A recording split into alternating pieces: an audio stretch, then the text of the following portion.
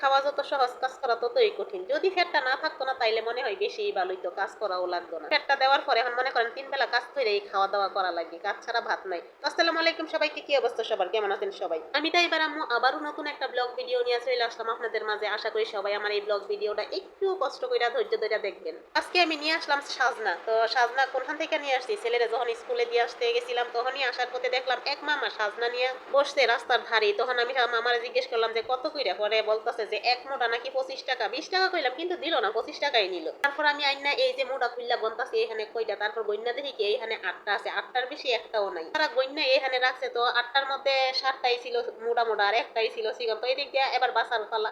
আমি মনে করেন সাজনা খুবই পছন্দ করি, কিন্তু সাজনাটা না আমি বাঁচতে পারি না। আমি যদি সাজনা বাঁচতে যাই তাইলে আমার নহের বেহাল অবস্থা হয়ে যায়, এত ব্যথা পাই নহের মধ্যে বলার বাইরে। আগে যখন ছোট ছিলাম তখন দেখতাম যে সাজনা গাছ ছিল আমরা দাদি, তো দাদি এই সাজনা গাছ থেকে যখনই সাজনা বড় হইতো তখনই পাইরা সাজনা নিয়ে বৈশা যাইতো বাসার লাগি। কতক্ষণও লাগতো না, আমার দাদি এত এত সাজনা বাইচ্ছা লাইতো। তো এই দিক দিয়ে এই যে দেখেন আমি বাসা শুরু করছি, বাঁচতে বাঁচতে যে কতক্ষণ লাগে তা আল্লাহ বিনা কেউই জানে না। বিশ্বাস করবেন কিনা আমি সঠিক জানি না, আমি এইখানে একটা সাজনা বাঁচতে বাঁচতে আমার 4 মিনিট সময় গেছে। তারপর আর কি পছন্দ যেহেতু করি তখন তো আইনা খাওয়াই লাগবো, আর খাওয়া যেহেতু লাগবো এটা তো অবশ্যই পরিষ্কার করা লাগবে, পরিষ্কার না করে তো আর খাওয়া যেত না। তো সাজনা আমি বিশেষ করে বেশি ডাল দিয়েই রান্না করতে বেশি একটা পছন্দ করি, আর ডাল দিয়ে আর সাজনার তরকারি খাইতে আমার বেশি একটা ভালো লাগে। আমি একাই খাই, কিন্তু আমার ঘরের আর কোনো সদস্যই খাই না। যে আমি সাজনাগুলো আনছি এত কষ্ট করে বাঁচলাম রান্না করবো, আমার একাই খাওয়া লাগবো, আর কেউই খাইবো না। তো ওই দিক দিয়ে দেখেন আমার ভাতটাও ফাগ উঠে গেছে, আর এদিক দিয়ে আমার সাজনাও বাঁচা শেষ হয়ে গেছে। সাজনা বাঁচা শেষ পর্যায়ে দেখলাম যে নহের কি অবস্থা, নখ তখনই ব্যথা শুরু করছে, পরে কি আর নখ কাটা লাগবো।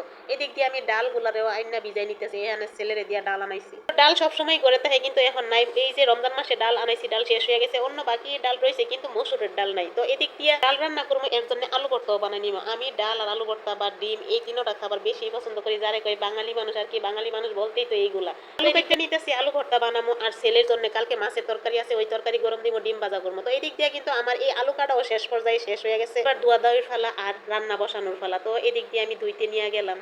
ফাইনালি এদিক দিয়ে দেখেন আমার ধোয়াও শেষ হয়ে গেল, এবার চুলার মধ্যে বসানোর পালা। আমার কিন্তু ভাতও রান্না হয়ে গেছে, আর আগের তরকারি ছিল ওই তরকারিও গরম হয়ে গেছে। এখন শুধু এই দুইটা রান্না করবো আর ডিম ভাজা করবো। তো এখন বিশাল কাজের মধ্যে পড়ে গেছি। এক মনে করেন সকালবেলায় এই যে 9টার দিক দিয়ে ছেলেরে নিয়ে স্কুলে যাওয়া লাগে, স্কুল থেকে সেই 12:30 বাজে আবার আসা লাগে, আসতে আসতে এই একটার কাছাকাছি হয়ে যায়। তারপর এই যে ধোয়াবালি কইরা মনে করেন রান্না বসাইতে বসাইতে আমার একটার উপরে বাইতে যায়। তো এই দিক দিয়ে দেখেন আমি ফাইনালি ডালটা ধুইয়া পরিষ্কার করে নিলাম, তারপর এই দিক দিয়ে বসাই দিলাম। তো আমি দেখাইতেছি যে এবার এইগুলার ঢাকনা দিয়ে দিব, ঢাকনা দিয়া তারপর বাকি যেই কাজ আছে ওই কাজগুলা কইরা নিমো। তো আগে আমি এই রসুন গুলা নিয়ে নিমো, কারণ ডাল তো বাগার দেওয়া লাগবে, বাগার দেওয়া ছাড়া ডাল ভালো লাগে না। তো রসুন কাটতে কাটতে এই যে আমার ডালটা মনে করেন অনেকটাই সিদ্ধ হয়ে গেছে, আমি কোনো হলুদ টলুদ কোনো কিছুই দেই নাই। এবার মনে করেন একটু ঘুইটা তারপর হলুদ দিয়া দিমু, হলুদ দিয়া দিতেছি, এইখানে সামান্য পরিমাণ লবণও দিয়া দিমু। এখন আরো বেশি জলদি সিটটা যাইব। তো মনে করেন যেগুলো শক্ত আছে সবগুলো একেবারে নরম হয়ে যাইব। তো এই দিক দিয়ে আমি ঘুইটা নিতেছি।